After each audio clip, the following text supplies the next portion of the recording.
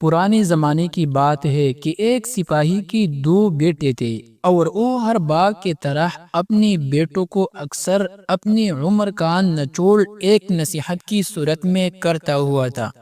کہ اے میری آنکھوں کی نور، کبھی بھی زندگی میں کسی دوسری پر انحصار نہ کرنا اور اپنے آپ پر اچھے وقت کے ہونے کے باوجود بھی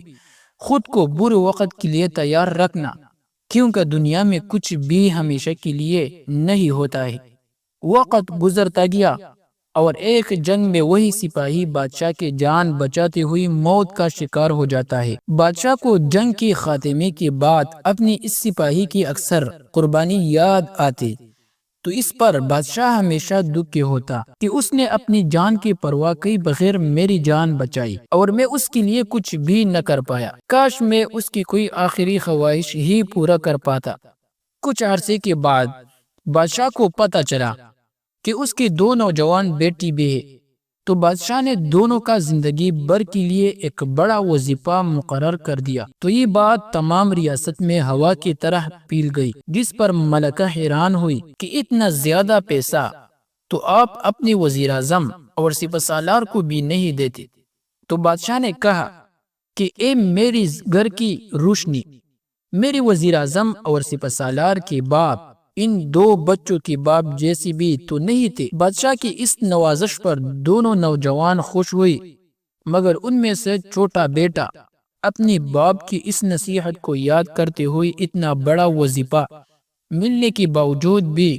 مصوری کے کام کرنے پر لگا رہا۔ لوگ حیران ہوتے کہ آخر تمہیں ان بیکار کی تصویری بنانے پر کیا ملتا ہے؟ اب تو عمر بھر کے لیے آپ پر بادشاہ نے دولت کے دروازے کھول دیے، مگر وہ لوگوں کی باتوں کو نظر انداز کرتے ہوئے اپنی کام میں لگا رہا۔ جب کا بڑا بھائی اتنی زیادہ دولت کے آنے پر گھر بیٹھ گیا اور سارا وقت عیاشی میں گزارتا اور اپنی باپ کو ہمدردی سے ہر وقت کہتا کہ اس دو چار پیسوں کے لیے تم کیوں راتوں کی نیند اور دنوں کا سکون برباد کیا ہوا ہے، لیکن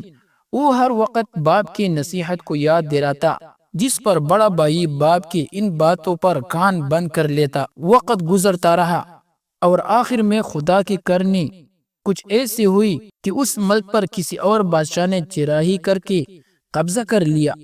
اور اسی طرح دونوں بھائیوں کا وظیفہ بھی ختم ہو کر رہ گیا۔ اتفاق سے نئی بادشاہ کو خوبصورت عمارتیں بنوانے کا بہت شوق تھا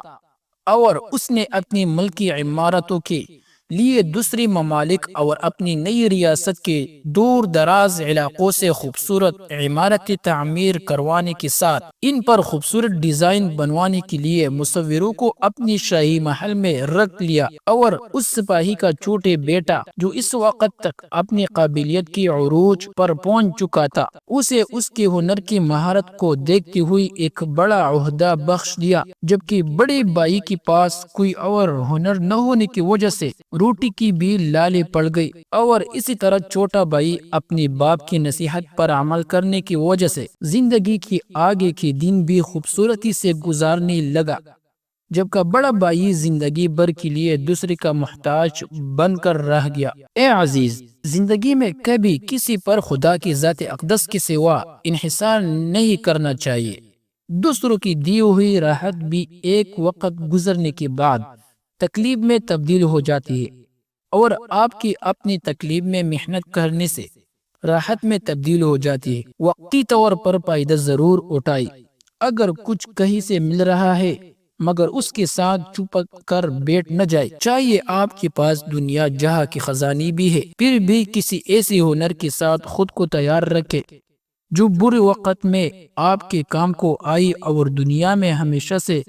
داناؤں نے یہی سبق پڑھایا ہے۔ اگر آپ کو یہ کہانی پسند آئی تو یہ ویڈیو کو لائک اور چینل کو ضرور سبسکرائب کریں۔ چلیے ملتے ہیں نیکسٹ ویڈیو میں۔ اللہ حافظ۔